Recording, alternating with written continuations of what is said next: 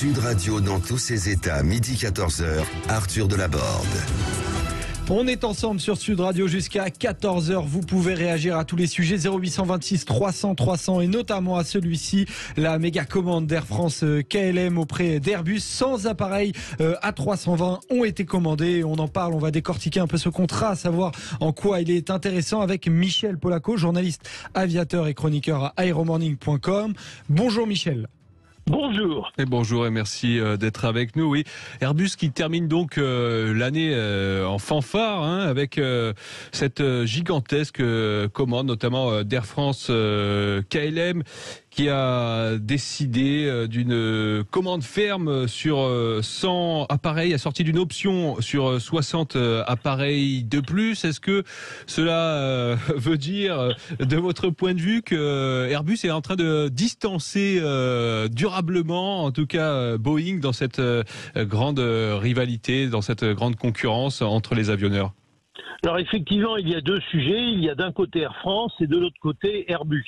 Airbus, depuis plusieurs années, est en voie de distancer Boeing et maintenant Airbus a distancé Boeing. Oui, il faut dire qu'il y a eu des événements particuliers ces dernières années. Boeing n'a pas modernisé son catalogue, son offre depuis très longtemps et donc a produit les derniers avions nouveaux qu'elle a produits sont des avions qui sont sortis soit au début des années 90 comme le Boeing 777 qui est un très beau, très bel avion mais un très gros avion long courrier, soit comme le Boeing 787 Dreamliner qui est sorti au début des années 2000 mais qui est un avion qui rencontre pas mal de difficultés et qui lui-même est un très long courrier de taille moyenne.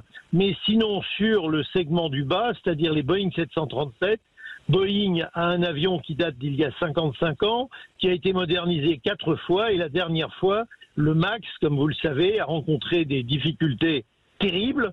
2 catastrophes se sont produites, l'avion a été cessé de construire pendant plus d'1 an, la construction a repris, mais il s'agit quand même toujours de construire un avion qui est ancien.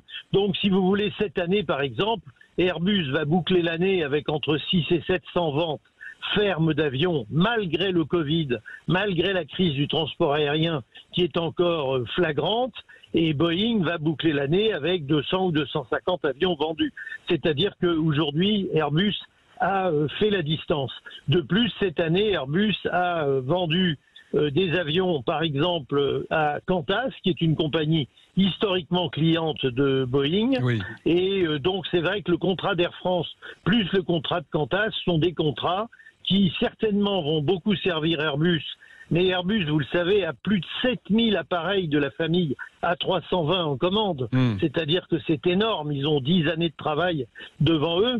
Mais c'est vrai que, si vous voulez, pour Boeing, c'est catastrophique parce que petit à petit, à cause du fait que du vieillissement de leur offre, eh bien, ils sont en train de perdre les parts de marché de ce qui était pour eux les money makers, c'est-à-dire les avions qui leur fabriquaient beaucoup de cash, beaucoup de monnaie, et qui leur permettaient de casser les prix sur les gros porteurs.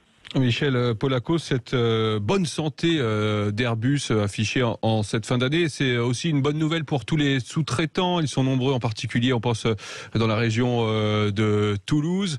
On sait aussi que ces derniers mois ont été difficiles dans ce secteur de l'aéronautique. Alors, évidemment, la crise du Covid a rendu les choses difficiles, car il faut savoir qu'avant la crise du Covid, tout le monde était débordé de travail, qu'il y a plus de 500 sous-traitants majeurs qui travaillent pour Airbus, c'est pareil pour Boeing d'ailleurs, et qu'il y a des usines énormes comme celle de Méholt, près d'Amiens, qui fabriquent toutes les pointes de tous les Airbus, qu'il y a les usines britanniques qui fabriquent toutes les ailes de tous les Airbus, qu'il y a les usines comme Saint-Nazaire qui fabriquent des tronçons essentiels de tous les Airbus, des usines en Allemagne, des usines en Espagne et évidemment des chaînes de montage en Allemagne, à Toulouse et comme vous le savez, en Chine et aux États-Unis à Mobile. Donc tout ce système évidemment a été profondément ralenti et amoindri par la crise du Covid, mais il est très clair que Airbus s'en sort globalement assez bien et qu'il arrive à des niveaux de commande et à des niveaux de production qui sont quand même pas très très éloignés, à 30-40% près, de ce qui était envisagé avant la crise. Donc globalement, ça se passe pas trop mal. Mais c'est vrai que le choc a été difficile. On peut dire quand même que maintenant, avec l'expérience qu'on a, globalement, toutes les petites entreprises, toutes les entreprises de support, tout ce qu'on appelle la supply chain, comme les usines principales, sont à l'abri et qu'elles vont s'en sortir. La reprise du commercial à son niveau normal va arriver avec l'augmentation de la vaccination et l'efficacité des vaccins et des rappels de vaccins dans les mois ou dans les années qui viennent. On dit que c'est 2 ans, c'est peut-être 1 an, c'est peut-être 3 ans. Enfin, si vous voulez, c'est une industrie qui n'est plus en péril.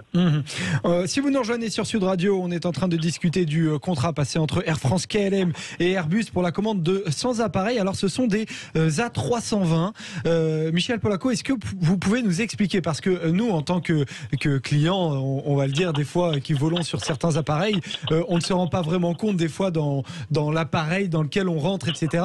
Est-ce que vous pouvez nous dire, parce que vous l'avez dit, il y a 7000 appareils Airbus qui ont été commandés à travers le monde. Airbus A320, de la famille 320. Alors, qu'est-ce qu'ils ont de si intéressant, ces 100 modèles qui ont été commandés par Air France KLM? Alors, la 320, c'est une famille qui est partie du 318, 319, 320, 321, 321 long range, et puis les nouvelles générations qui s'appellent les 321 Neo, les 320 Neo, etc. C'est une famille qui a été créée à la fin des années 80, donc qui est encore assez moderne, comparée aux concurrents Boeing qui a plus de 20 ans de plus.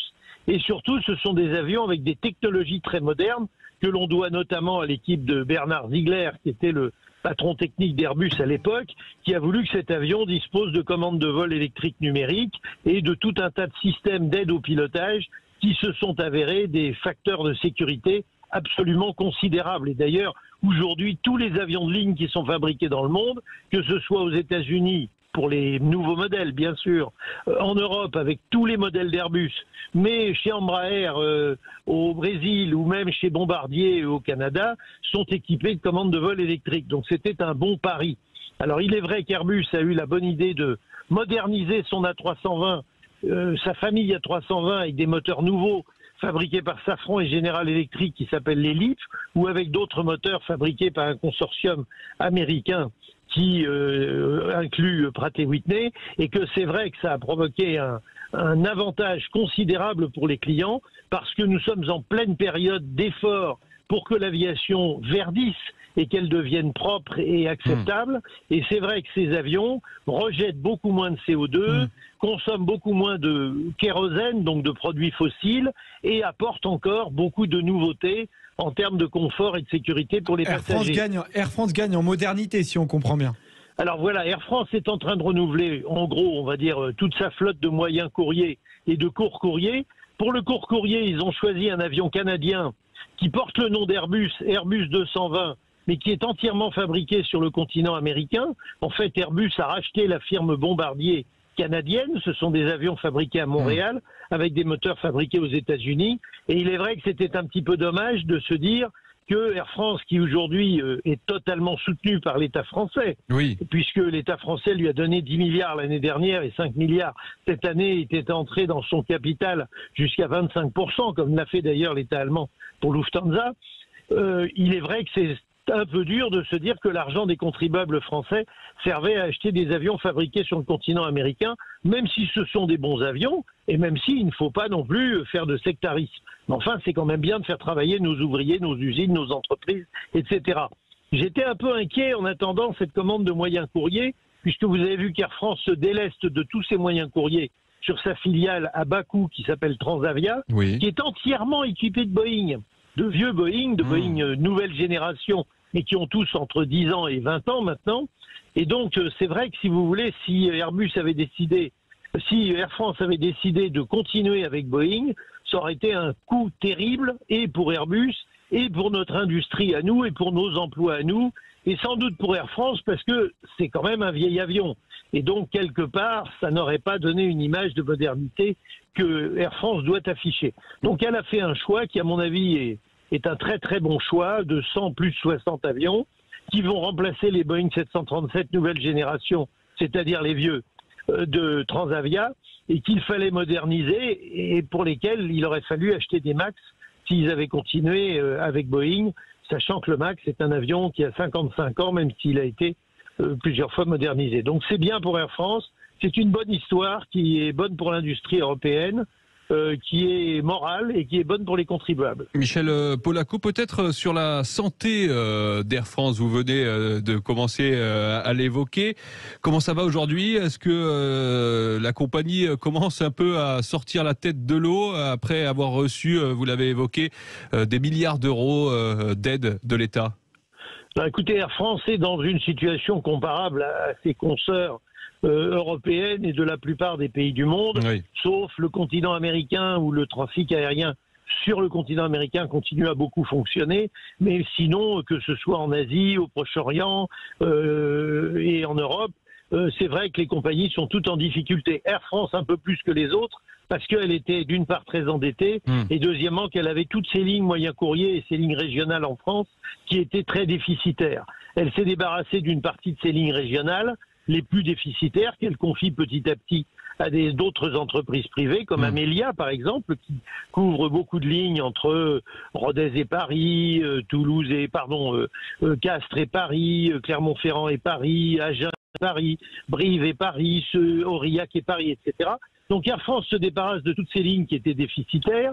Deuxièmement, elle confie la plupart de ses lignes moyen courrier à Transavia, qui est une compagnie à bas coût. Oui. Donc si vous voulez, petit à petit, on peut penser qu'Air France va arrêter de fabriquer du déficit, et dès que les lignes long courrier vont pouvoir reprendre à plein, ce qui n'est pas encore le cas, eh bien on va penser qu'elle va pouvoir refaire voler ses Boeing 777, ses Airbus 350 dont elle est très contente, mais pour l'instant elle n'en a que 12 exemplaires face aux 77 Boeing 777 qui sont dans sa flotte.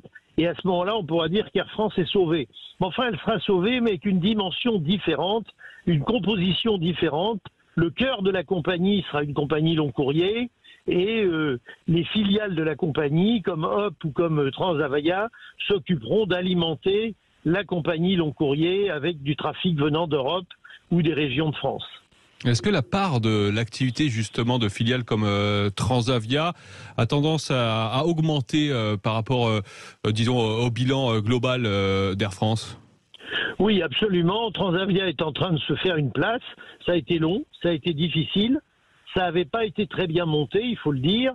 À l'époque, les dirigeants d'Air France avaient essayé de faire une espèce de canard à trois pattes, avec une filiale au Portugal, une filiale dans les ex-pays de l'Est, avec une espèce de guerre intestine entre les équipages d'Air France qui volaient sur Transavia et ceux qui continuaient à voler dans la compagnie mère avec tous les avantages que ça représente, etc. Bon, tout ça, ça s'est très mal passé. C'est passé par une grève qui a été terrible il y a quelques années. Aujourd'hui, on s'est éloigné de tout ça. Des accords ont été passés avec les syndicats des différentes compagnies, Transavia, Hop et Air France. La paix est revenue globalement. La crise a aidé aussi à revenir à la paix parce que tout le monde s'est rendu compte que sinon Air France allait carrément disparaître. Et Transavia prend du poil de la bête, prend des lignes que Air France exploitait auparavant, avec des tarifs qui sont évidemment beaucoup plus intéressants. Et donc on peut dire que pour l'instant ça se présente plutôt bien. Merci infiniment Michel Polaco, c'est toujours un plaisir de vous entendre nous parler de ce secteur de l'aérien. Merci, c'était passionnant. Joseph, on se retrouve demain. Et oui, tout à fait. D'ailleurs, si vous êtes vous-même passionné d'aéronautique, vous rendez sur le site dont Michel Polaco est chroniqueur, aeromorning.com. Demain, on se retrouve avec Elsa Godard, notamment en invité, en finir avec la culpabilisation sociale. C'est son livre. On va en parler tous ensemble. Restez sur Sud Radio, car de 14 à 16h, vous allez être comme d'habitude avec Brigitte Lahaye pour parler de l'emprise amoureuse. Comment se sortir de cette dépendance avec la thérapeute Anne-Laure Buffet. À demain sur Sud Radio.